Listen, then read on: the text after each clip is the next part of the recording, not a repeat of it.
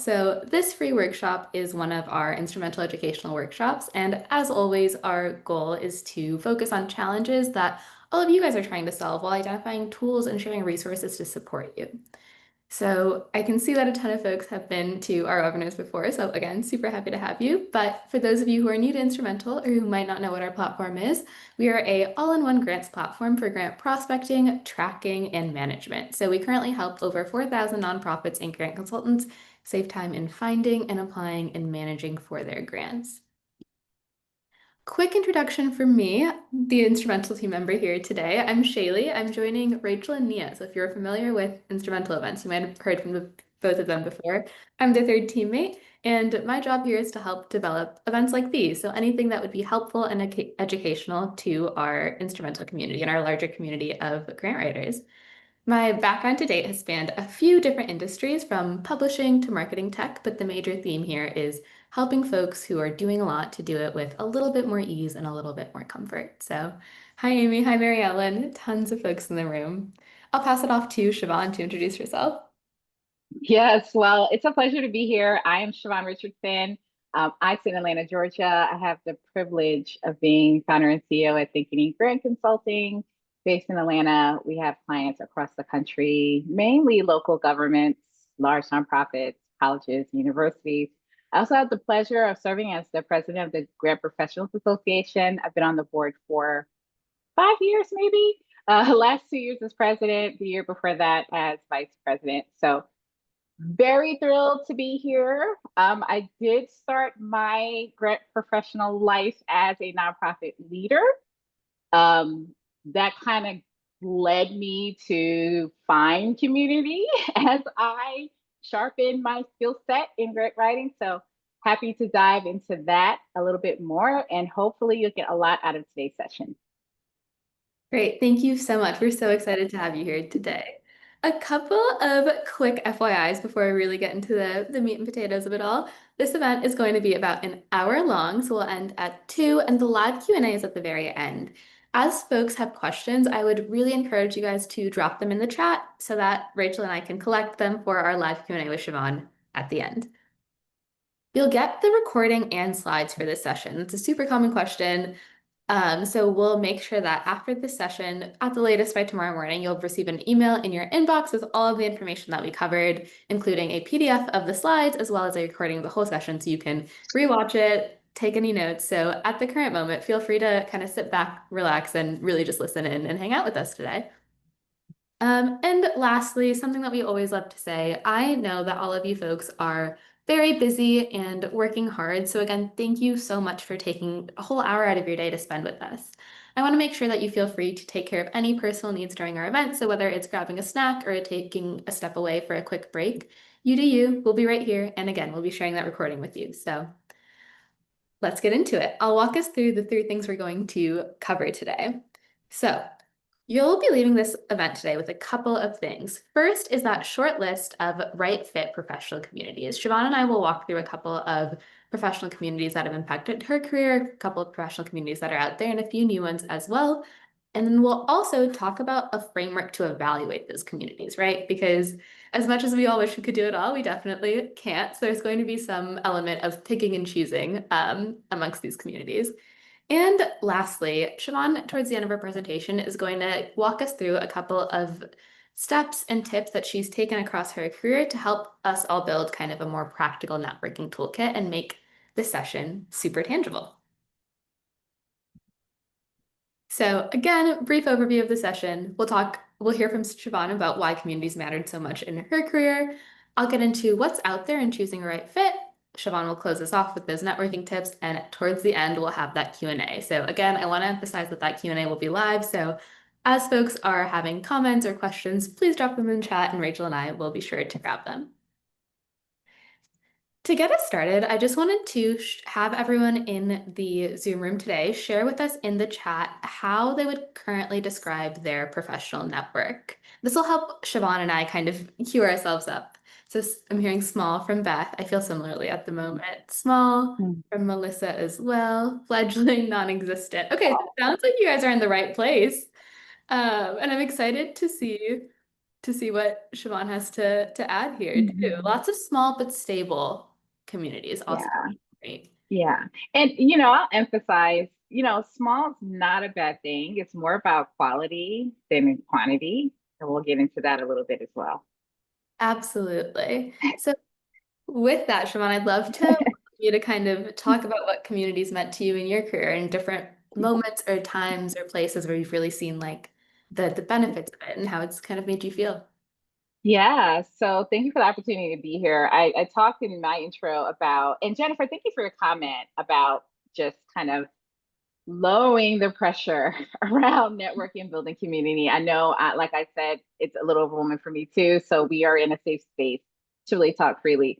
So I mentioned in the intro that I started my career actually writing grants for my own nonprofit. So if you see this picture to the left, that's actually a fundraiser, an educational fundraiser that we did for my nonprofit. That's all around prostate cancer and men's health. And so I unfortunately lost my grandfather in 2014 to prostate cancer.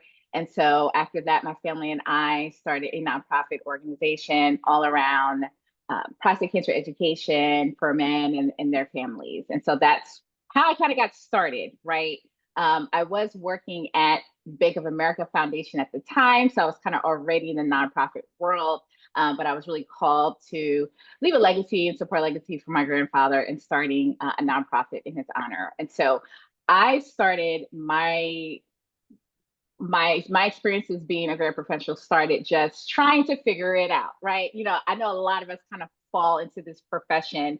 And so I found myself writing grants for my nonprofit by myself, kind of solo, not sure if I knew what I was doing. Like, we were winning, but I'm like, okay, is this based on best practices? Because I've never taken a course or a workshop, I've never done anything. And so being in that position really made me crave community and connection. And at the same time, also really wanting to improve my skill set. So I reached out in my community. I'm based in Atlanta, Georgia. And I said, whoa, who are the people out here doing everything around grant writing and the grants profession? And I came across my local GPA chapter. That's where I started. At the time, we were able to have people, non-members, like attend one meeting just to get a feel for it, which I did. And I really felt a connection with others locally. So that was a physical network that I kind of tapped into. And then it kind of grew from there. I was able to meet other grant professionals and share stories. And I said, oh, I'm not going insane. I thought it was just me. Glad to know it's not just me. So it made me feel really comfortable knowing that I had other people to connect with in that way. And then it kind of transitioned to, okay, professionally, I need to make sure that my skill set is top notch. I am one of those people, I really believe early on in investing in my craft and honing my trade. I've read every single book that's out there. Some of them are fellow grant professionals that have authored these books, but also some of the best practices, some logic model books, some books about budgeting, some of the classics that are out there that we have. And so those books were helpful, but still, I was operating in a silo. I didn't have community. So that's when I kind of started diving into going to the GPA conferences. Now we've renamed them to Grant Summit. And then I felt like my first experience, I found my people. So that was helpful. So in that way, like I had my local community with my chapter, and then I had the national connections with GPA, which is more a virtual connection. And that really helped me because as grant professionals, we can't specialize in every type of grant. And sometimes I'd come across some grants where I'm like, I have some questions about this. Who should I call? Right? Like, who is the expert in this thing? And if you've been in the grant profession long enough, you know that there are certain people that do specialize in certain types of grants. And so being able to have that network was helpful.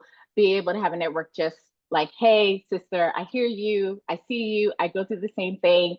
That was helpful as well. And so those two ways were really helpful. And I also was a AFP Diversity Fellow in 2017. So not just one network served me. I really tapped into multiple networks that all kind of we're good in different ways and for different reasons. And so really casting a broad net was helpful as well. I know I don't come across it, and if you've ever been on a webinar, if you've ever seen me speak, I come across like I'm an extrovert. Well, I consider myself a extroverted introvert. I am absolutely an introvert. After this, I will be taking a nap, right? Because the true definition of being an extrovert or introvert is when you're doing certain activities that are not introverted activities. I enjoy reading a book. I enjoy quiet time. That's what I like. But when I do these activities, it just tends to exhaust me more when reading or doing something else tends to fuel me a little bit more. So, all my life I thought I was an extrovert. People used to always tell me, you should take this sales role, right? And I couldn't figure out why I was tired all the time. And then I learned more about myself. I'm like, Shavonn, you're an introvert, right? And I Yeah. had to Yeah. understand that. So I'm one of those people during COVID. I said, oh, this is great. We get to stay home and it's nice and quiet and I love it. And my extrovert friends were going insane. So um, Yeah. definitely in the next part of today's conversation, I will talk about how I was able to tap into community, how to network, being an introvert, but still being very effective.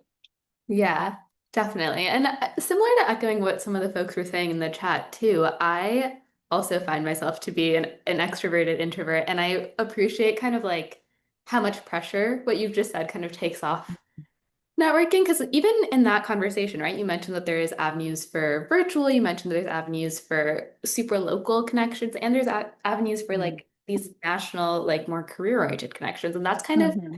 exactly. That's like the perfect segue into what we're going to talk about next. Just kind of choosing the right fit, right? Like people Yeah. in the chat mentioned that some of their communities are smaller, but when you look Mm-hmm. out in the world, you're like, oh, that's like a million people. So how do you kind of Yeah. navigate that? Yes. Yes. I'd love to hear if folks are interested in sharing what they think about the professional communities that they're in right now, and what was the most, compelling reason that they joined them. So was it because they were looking for peer-to-peer connections? Was it because they're looking for, emotional support? I see some questions coming in the chat. We're taking a note of those. Yeah, I see Jennifer. I'm not a part of a professional community, but I'd love to as soon as I'm able to do so. So even if that's the case, what are you guys looking for in those professional communities, right? Let's maybe think about that a little bit to make a professional connection. These are all very reasonable things here. Joined for learning opportunities, but found many peer-to-peer connections. Also always a great, like a great happy coincidence to see things pan out that way, right? When you can get multiple points of value from any of these communities. Before I get into kind of all of those different communities, I wanted to walk us through a community fit checklist. So, like Shavonn mentioned, there are plenty of different things to consider when you join communities, plenty of different points of value to get out of different communities. So we'll walk through 5 questions that I think are kind of helpful for considering where you want to invest your time.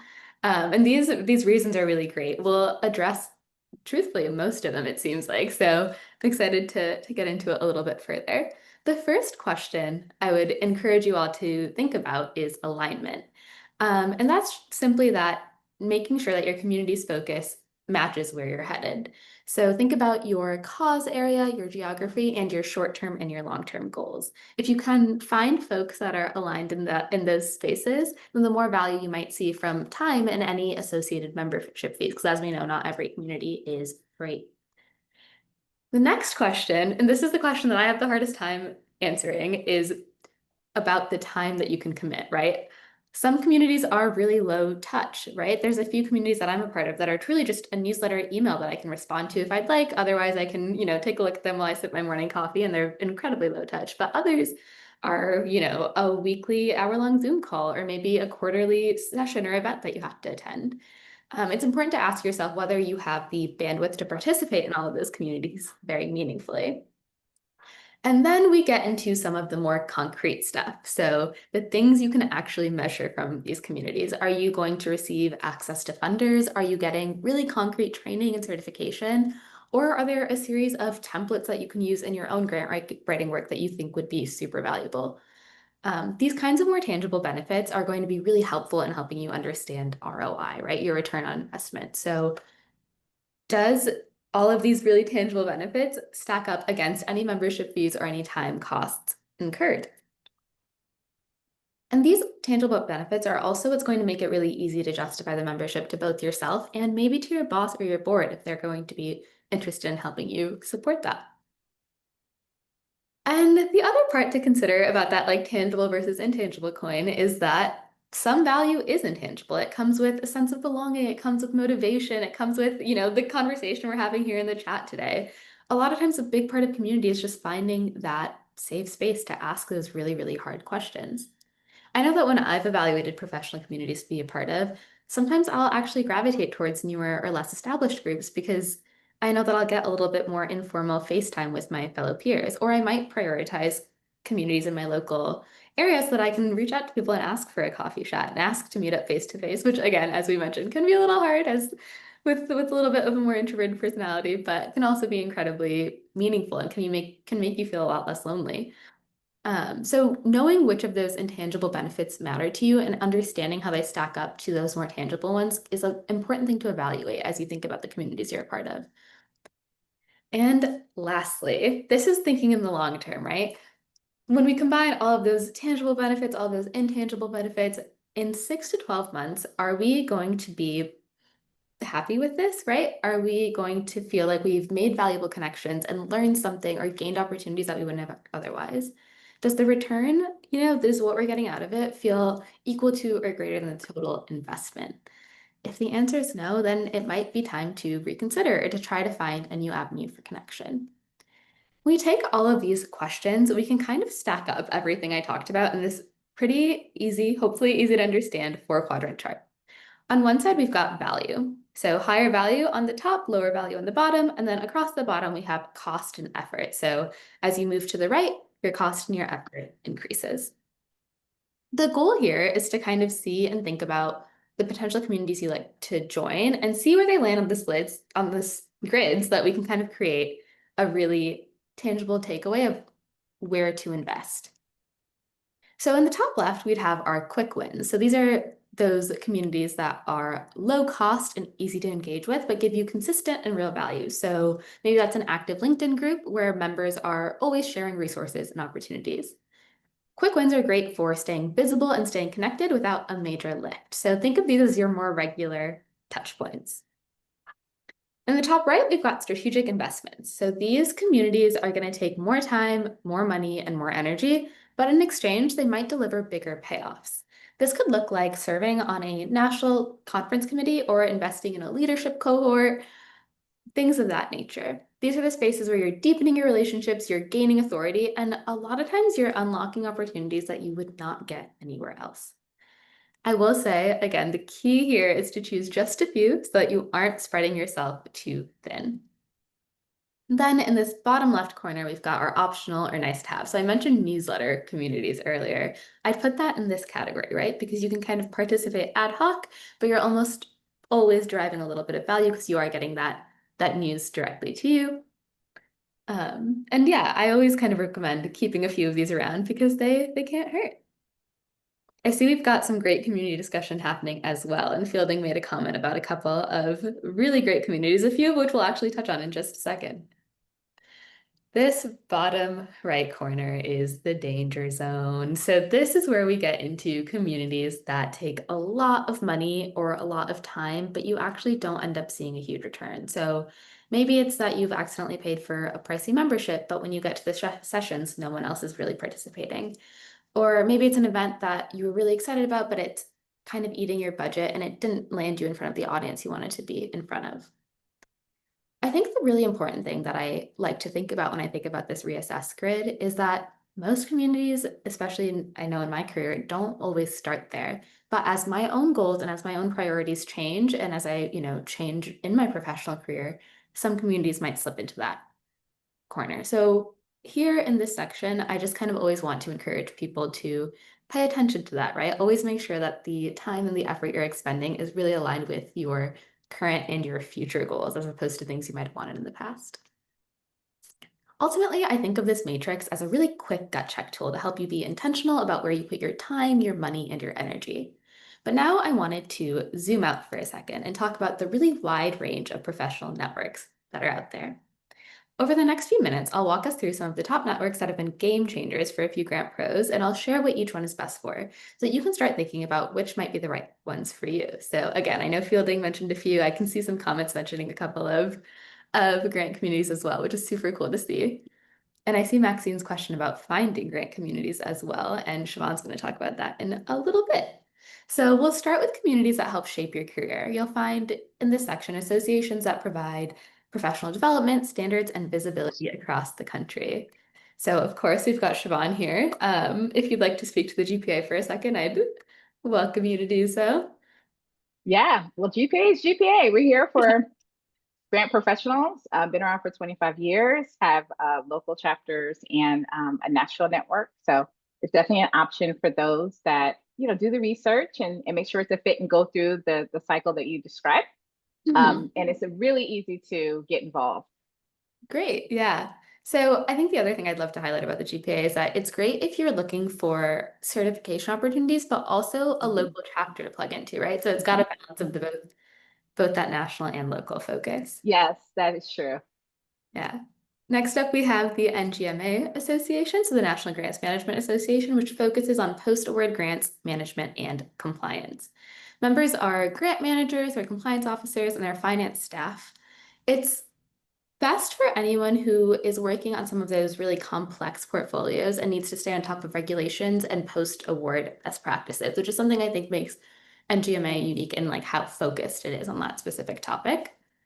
And for the third kind of more career oriented community, we'll talk about AFP. So AFP, Association of Fundraising Professionals, Siobhan spoke to it a little bit earlier. It covers the broader world of fundraising. So that's beyond grants into major gifts, into events, into donor relations.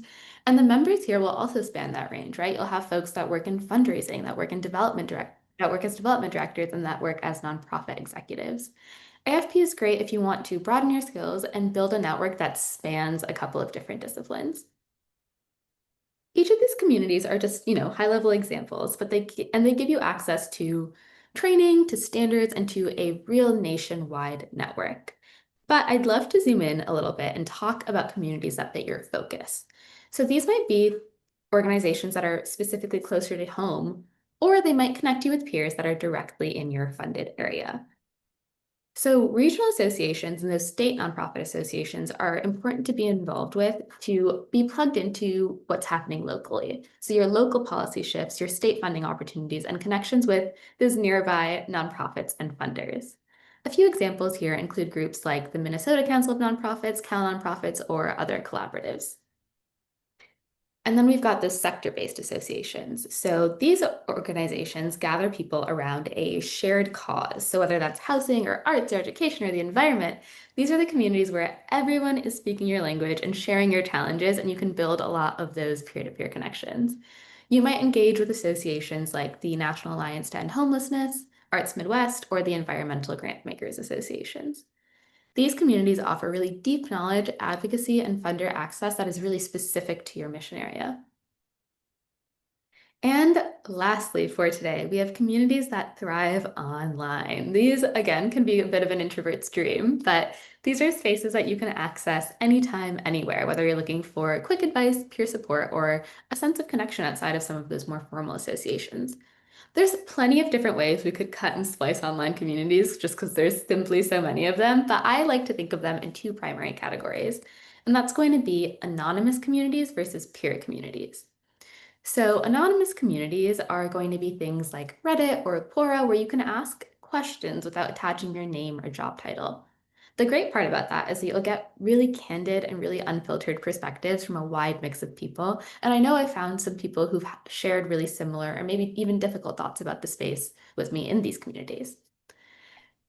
The kind of dicier part is that you're not going to be able to follow up with people very well, right? You're not going to know who anyone is. You can't quickly verify if what they're saying is true, right? You just kind of have to trust that you're all grant professionals or that you're all kind of a part of the demographic that you say you are.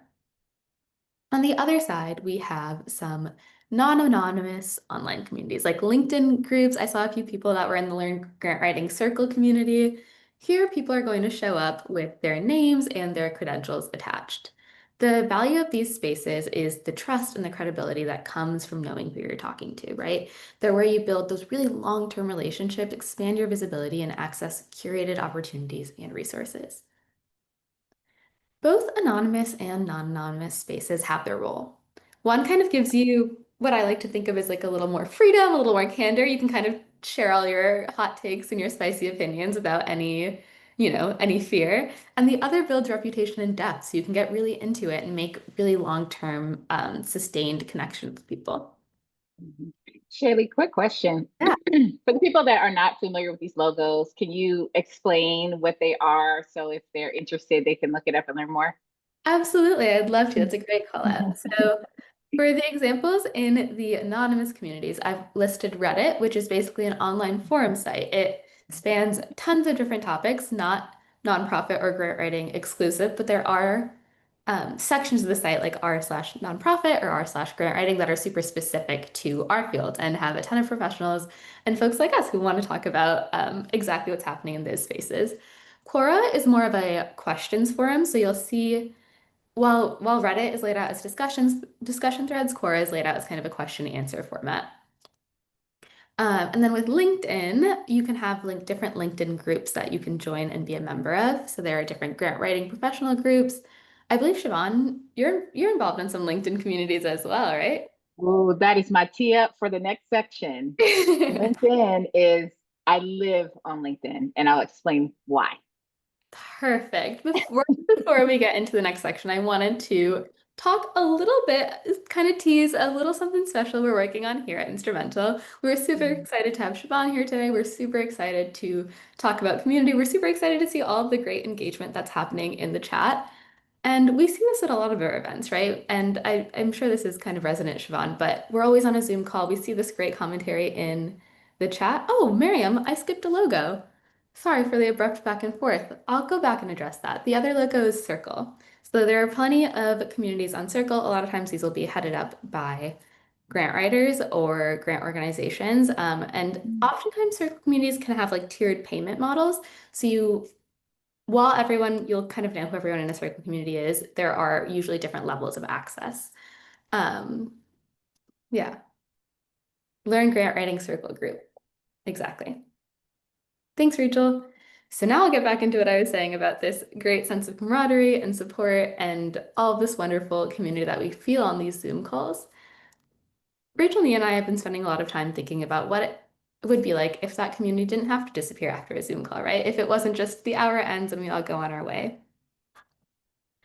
And so this is super secret news, so y'all are some of the first to hear about it, but we're going to be launching a digital community. We're building a digital first space for grant professionals to connect, to exchange best practices, to hear from experts, and to share their big wins and ask their most pressing questions and let us know what they're stressed about.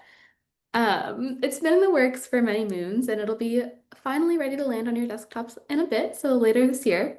As I mentioned, very few people know about this. So the folks of you, about 100 of you on this call right now are the first to hear about it. So I'll drop our wait list in the chat. Feel free to open this up and then, fill it out maybe after the conversation today, just so because I want to keep us all here right now. But I just dropped the link for our wait list in the chat, and then towards the end of the session, I'll share it again. And then also at the very end, when we share all of Siobhan's tips and all of this exciting stuff about community, I'll share the link one more time. So right now, if you miss it now, I just wanted to tease that because we just walked through, I know Siobhan's been a part of some really wonderful communities, and we're excited to build one that hopefully stands alongside and invites people to kind of hang out with us too. So with that, exactly, we need what's happening in this chat to continue. So with that, as Siobhan Mhm. mentioned, we will bring it right back to, what she thinks about those really practical strategies Mhm. to building a community. Yeah, yeah, and I'll just kind of put an exclamation point around this digital community. I'm so excited. Can't wait. Thank Yeah. you for putting together. I'm probably echoing everyone's sentiments in the chat. Thank you for putting that together. That's amazing. I can't wait to find out. So, like I kind of said, like if y'all follow me on LinkedIn, I have over 10,000 followers. LinkedIn is where I live. Why though, right? Why did I choose LinkedIn? Why is it something that I've said is my kind of personal place to be? Um, I feel like I can leverage LinkedIn when I am available and able to, and it does not burn me out, does not require so much from me. I can kind of tap in when it works for me, and then when it doesn't, then I don't have to. Right. It's a nice break when I'm writing grants or reviewing grants or meeting with clients all day long, and to take, 15 minutes just to kind of decompress and kind of check in with people. So for me, it's a nice balance that I have created. So that really highlights the difference. And Shaylee talked about it when she was going through the networks, the difference between a virtual network versus an in-person network. And I would say for each individual, you kind of have to find a balance that works for you. I wouldn't recommend 100% either way, but finding a balance that fits your personality and how you like to manage your network and to meet your expectations, that would be key, right? Earlier, we mentioned, or some folks in the chat were mentioning that they prefer like a smaller group to engage with. And I find a lot of consistency with that because I tend to gravitate towards a small group. And once it gets too big, I'm like, whoa, this is a lot of people. So I have to fight against the Shavonn, I know you're an introvert, but you need to be in this room. So stay in here for another 30 minutes. And then, I get through it. And so like some things before I touch on these tips is when you are doing in-person networking, a good tip is to get there early. Get there early when there's not so many people there. There's a few people that you can have some genuine connections with, and that's a good start, right? So get there early when there's fewer people, and then leave when when you feel like it's okay to leave. I also do emphasize being strategic. So sometimes, especially if there's events where there is a guest list ahead of time, maybe there's one or two people that I want to make sure that I speak to before I leave. And I'll make sure I talk to those one or two people. And then while I'm there, if there's other people that I have connections with, then that's great as well. But at least I was just really strategic and talking to the people that I needed to talk to instead of expending, and I say this from you all, you insurers will understand, and I don't want to offend anyone, but instead of expending energy talking to 50 people all evening long, and I feel so exhausted at the end of the night, and I feel like I didn't accomplish anything, I feel better if I at least went after the few people, like targeted people that I wanted to make sure that I spoke to. I feel like at the end of the day, I feel like I accomplished more with my time doing it that way. So I do recommend that. Um, I would also say scheduling some like pre and post time when you're doing a lot of like in-person networking, sometimes to decompress is good, and sometimes to just refuel you, not refuel, but fuel yourself leading into these networking events. So by the time the event is over, you don't feel exhausted. So yeah, I just want to touch on those things because they came up in the chat. So I wanted to make sure that I address those. So now getting into the pro tips. Um, it, if you've been in the grant community for a while, you will know that we are so generous with our time, with our information. And I would encourage you to tap into our community's generosity. And so just know when you reach out to a fellow grant professional and you have a question, or even when I first started kind of getting into the field, I came across a lot of people that were super generous with their time and their talents. And it's still the same way now. And so I would tap into our community, and don't be afraid to reach out directly. If you're an introvert navigating this space, which I find a lot of us are, you're probably engaging with a fellow introvert. So you may be kind of shy to network on the end of starting the networking, and they probably are feeling the same way on the other side. So take that into consideration, and just know that you're probably reaching out to a person that feels the same way you feel, right? So tap into that.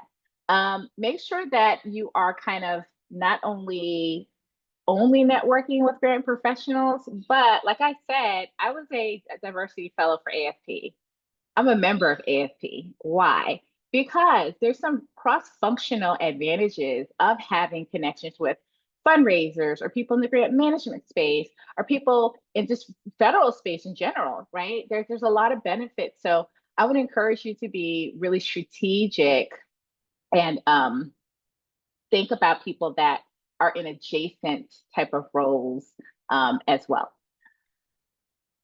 Third point, engage consistently. So when it comes to the virtual space, one of the things that have made me really successful is me being very consistent. I do post a article on my Get Grants Better newsletter every 2 weeks. I've been doing it for the past 3 years, every 2 weeks. That has helped me build a community that's outside of my LinkedIn following. Just my newsletter alone on LinkedIn, I have 4,000 people in just the newsletter, right? That doesn't even count my email list that I have as well. And that's all built on consistency. So whether it's online or in person, the way consistency in person would look like when you are having a conversation with someone, being able to follow up, um, whether it's email or LinkedIn or whatever method works best for you, um, it's good too. And consistently making sure you're following up because you did all that networking for nothing if you do not follow up with that person and stay connected. The fourth point, think of your network as part of your toolkit. And so I sometimes run into grants, especially now in the federal grant space with things changing so rapidly. I'm like, I have to have my Rolodex of people that I need to sometimes call or text. And you want to be thinking in that way of having some people that are doing different things that you can reach out informally and have those conversations with. And you also want to stay rooted in your community. So, knowing that, as grant professionals, whether in GPA or outside, because there's a lot of other networks, as Fielding has so generously shared, where we do exist and where we are connecting, and Instrumentl is creating a community for us too. So stay rooted in your community. Know that, there's not just one network for only grant professionals, right? We are existing in other networks as well. And so being able to, be a part of these networks that we have mentioned, but also know that there's other networks, right, that we can tap into as well. Yeah, definitely. And I think it was really cool to see as you were speaking, folks in the chat have been echoing pretty much everything that you've been saying, right? Whether it was about, how overwhelming those in-person networking events can feel to about how, valuable it can be to stay rooted in your community and lean Yeah. on each other in some of these more confusing times, is I think one way Oh of yeah. Yeah, I could probably speak to that. yeah. Absolutely. The world since January for grant professionals has been absolutely insane. Yeah, I would not have predicted where our industry is now and how things are going. I would not have predicted it. But the one thing that I can say is being a part of a community where we can lean on each other has been really beneficial. And we don't know what the future may hold, but at the end of the day, we do have community and we do lean on each other to get through the tough times. yeah, definitely. And Rachel just called this out too, and you mentioned a bunch about LinkedIn. It's been really cool to follow grant professionals on LinkedIn during these times specifically. I know around August 7th, it was so cool to feel so plugged in just based on what people at our peers were reading and researching and finding out. So Yeah. it's been really cool to lean on each other in that way. Yeah.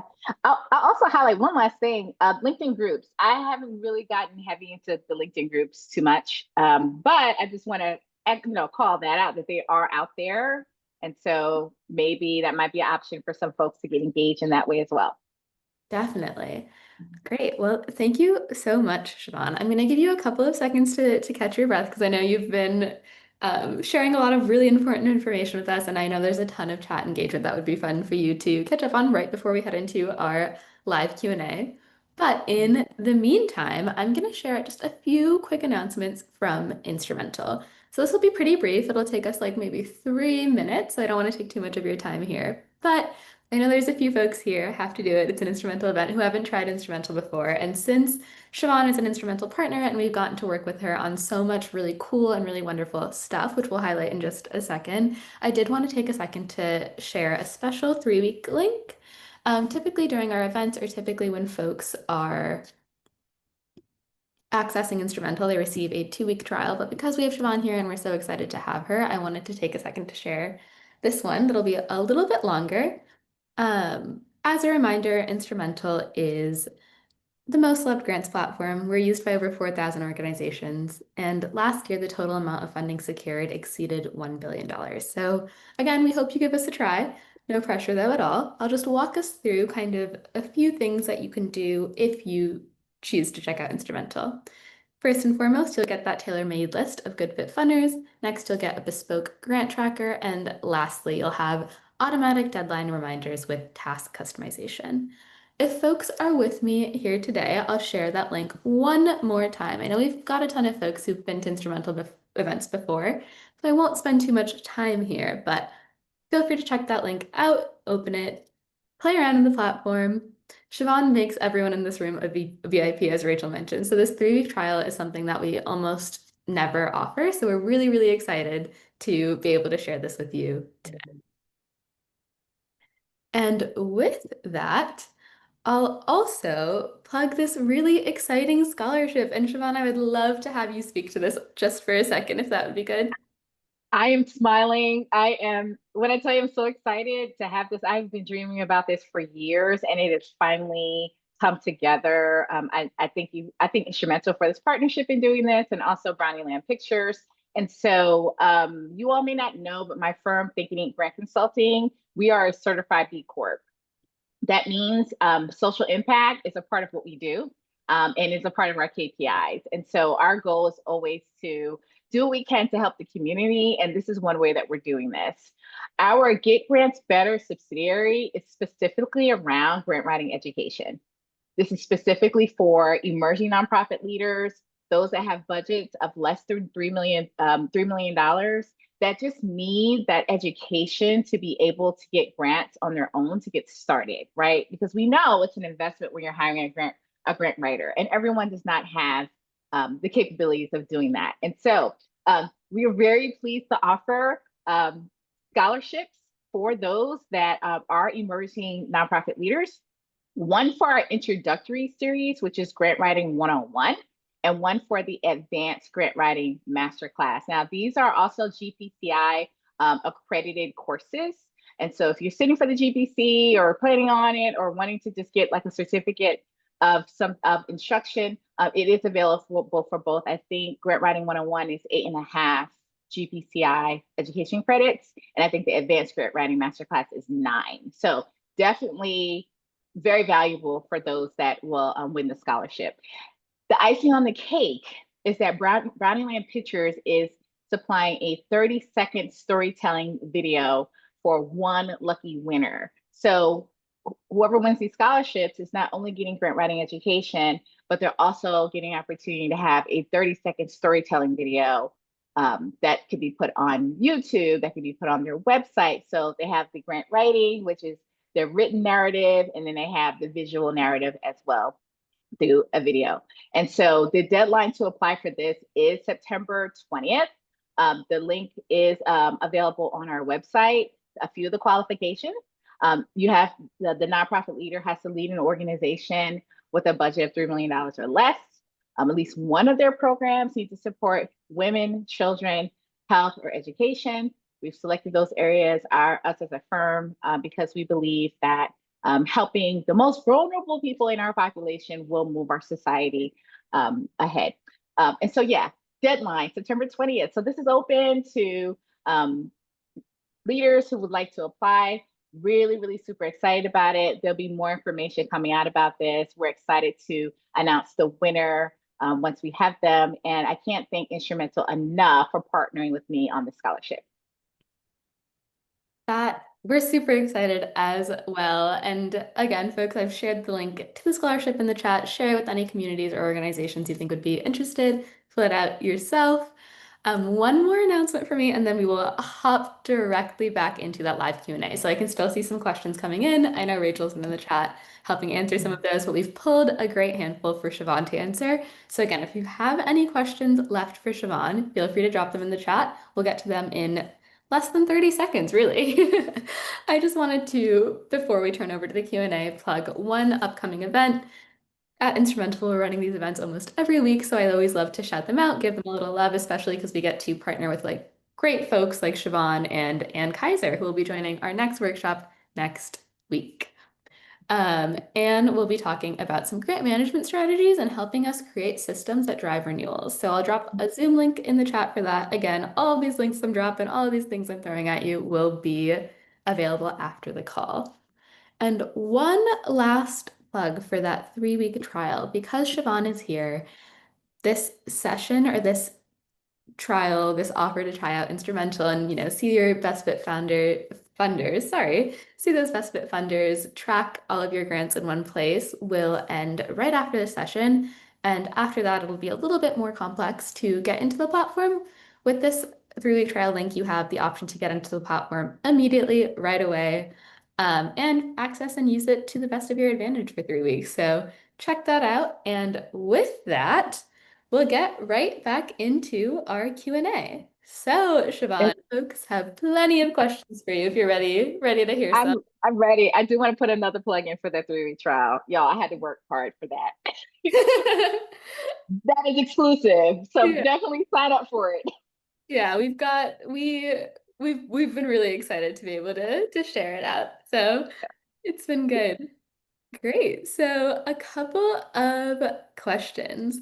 Oh, we have one from Adam that I think you'd be able to speak to really well. What are the best groups to be a part of when you're looking for that first job in grant writing and you're pretty typically an introvert? Yeah. Well, I'd say, you'd have to assess every organization for fit, make sure that it aligns with your values and it makes sense for you. But I would say definitely like tap into GPA's grant zone being transparent and say, hey, this is what I'm looking for. I know it feels weird, but trust me, you're dealing with other introverts as well. And they're very gracious. They will respond if there's some opportunity. So putting yourself out there in Grant Zone, and if you're not familiar, it's where members kind of come together and talk and share stuff. So that's one option. Also within GPA, there is a job board, and so there's jobs that are posted there. I know there's also jobs posted on LinkedIn. I know there's jobs posted everywhere. You'll often see jobs for grant writers. They'll say work for free, something like volunteer grant writer. That's it. Yeah. Volunteer grant writer. There's a lot of those out there, unfortunately. I wish if I had a magic wand, I would have people understand that, grant writing takes a lot of skill. I've been in it for almost 25 years and I have really invested in my trade and so have others. And so just giving that away for free isn't easy. Sometimes people will do it maybe for like a short term just to get some experience. I've seen that as well. And then we'll eventually transition to something that does have some compensation. So I've seen that work as well. So that's just a few ideas. Don't be afraid to put yourself out there. I know it's not comfortable. Trust me, I'm in the same boat. But don't be afraid to do that. And if you need to do it in a smaller space, that's why I recommend Grant Zone. Sometimes the smaller space is less intimidating versus something as wide and public like a LinkedIn. Mhm. Definitely. And I think I would like to kind of double down and really echo that fact that like folks are so gracious also. I always think about how I feel when someone mentioned earlier, walking up to someone and saying like this is so overwhelming. And I know that I've been at so many networking dinners where that exact scenario has happened to me. Someone's come up to me and been like, wow, I don't really know what to do with myself here. And it honestly it makes for a great conversation. It immediately kind of takes the pressure off and I'm like, okay, I'm with people that get me. I'm with my peers. So Mm-hmm. Mm-hmm. definitely hear that. Shaylee, I do want to dive into some of the comments in the chat. I will say about like the job market right now Hmm. is not the easiest. Um, Things are moving faster than people can keep up with. So I understand the frustrations in trying to find a job, but I think hiring across the board, inside and outside our industry, people are hesitant because we don't know what's going to happen as far as organizations being able to have the revenue to sustain hiring a person. So I say that to say, I hear you, I feel you, I understand the frustrations. And the more and more we can kind of like share information with each other and together, that's great. Because if we have a fellow grant pro that has a available position in their office that they can, give you information about, that's a great way to kind of make the right. So I just say that to say, I hear you and I understand. Yeah, definitely. That is very important to call out, especially right Hmm. now. Yeah. In a similar and like related vein, how can folks find, this question's from Arnold, how can folks find their professional network as far as grant consulting is concerned? I think Fielding dropped a lot of gems Yeah, on absolutely. the grant consulting piece. Yeah. So I would love if there's a way we can kind of circulate some of the information or Fielding if you want to share more. I think that would be good. The ones that I know of are kind of organic. Have a few grant professional friends that are fellow consultants, and we just like organically have formed like a WhatsApp chat, right? Like they've been just organically like that.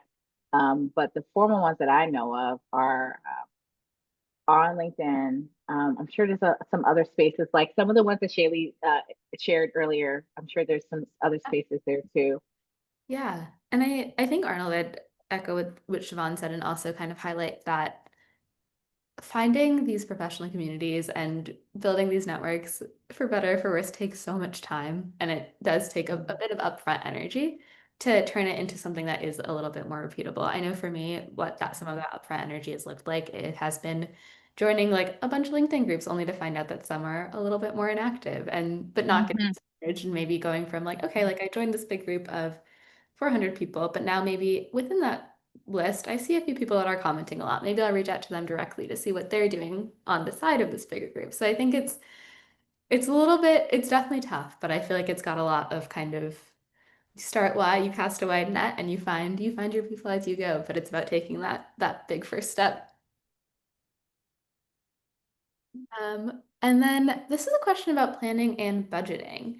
And I know you're, CEO and co-founder of Think and Ink Grants, so I wonder if this is something that you could speak to a little bit. But Jennifer asks, Jennifer's starting a new business, and she's curious about how much per month or per year she should expect to pay for memberships in grant writing organizations and how she should go about Mm-hmm. budgeting for that. Well, this is a great question. Think about your intention, going back to what Shaylee shared. Think about your intention for being a part of a network. Is it professional development? Is it marketing? Right? Sometimes you can join like a nonprofit leadership networking group, and the goal as a consultant is to be in that networking group to offer support, assistance. Potentially you could land to other opportunities, lead to other opportunities. So think about what your intention is and be very thoughtful about that. When you are building out a business, you do create a budget that does cover training, right? You'll have one line item for training. You have one line item for marketing, right? And other things. And so depending on the size of your business, they're like percentage recommendations of what percentage of your annual revenue should go towards marketing, right? Um, the other categories, I don't see as many statistics, but definitely when it comes to marketing, there is guidance around if you're at this level of revenue, you should be dedicating X percentage of your budget to your marketing, right? And so once you build out your budget for your organization, then you can look at, okay, this is my budget for the year for my marketing, or this is my budget for the year for memberships. Like we have a budget for memberships and organizations, right?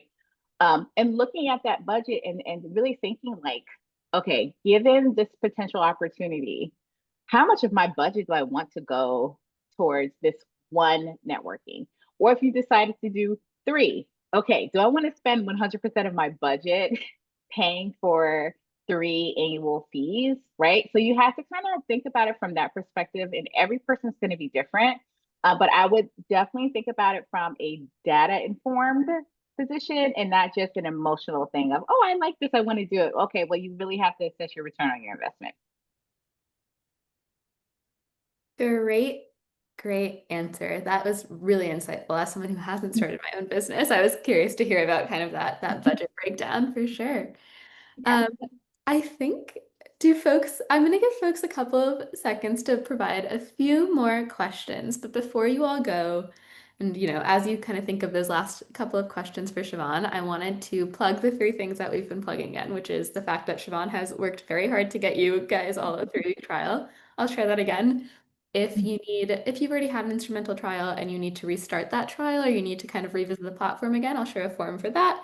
And then lastly, I'll share a form for that digital community waitlist. So all three of those links are going to be dropped right now. And it looks like we might have one more question if I can grab it.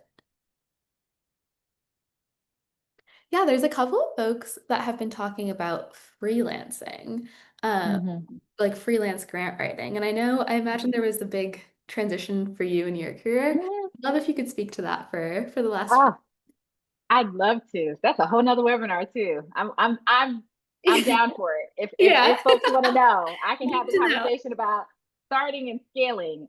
Next year will be our 10th year being in business, and in my mind, it's just a real huge celebration. Number one, a lot of businesses don't make it past year 5, and number two, not that I suffer from imposter syndrome, but now being at year 10, I really feel like I know what I'm talking about, and I want to scream it from the rooftop because I've learned a lot and I've gained a lot and really at a position where I'm just kind of ready to share what I've learned. So I started out as a freelance grant writer. I, as I shared, started writing grants for my nonprofit organization. So I have the experience being a nonprofit leader. And at the same time, I was working at Bank of America Foundation. And so my role there was to manage a $1.2 million budget. I reviewed grant applications, I reviewed sponsorship requests, and really was a part of that decisioning of how those funds are distributed. So the way I got started is I saw like the perspective from a grant maker, knowing what that standard is. And then I'm also like operating from the perspective of a nonprofit leader that's trying to get funding. And because I was like in a very unique perspective, I said, wow, this is a huge disconnect. Like, I don't think nonprofit leaders really understand what it takes to win funding. So that's when I started thinking in grant consulting because I was in these rooms and I really wanted to help people have a better understanding about what it takes to win. And so when I made that transition, I was a freelance consultant. I did everything on my own. And through the years, I scaled up and was able to hire and was able to expand. I will also share that don't feel pressured to scale and hire and get big. There Mhm. is plenty of money to be made and plenty of opportunity with being a freelance grant professional. And there's nothing wrong with it, right? It just depends on your business model and what you want to do. I chose to scale because I have a passion to help others grow and succeed. So my employees, I invest in them. I want them to grow. I want them to be excellent. And I have a passion and need to do that. So that was part of my decision to scale. But that may not be everyone's calling. So just know that you can still be successful being a solo freelance consultant and don't feel bad that you don't have 20 employees. Like that's not for everyone. Yeah, definitely. And I know I brought us right to the top of the hour, so thank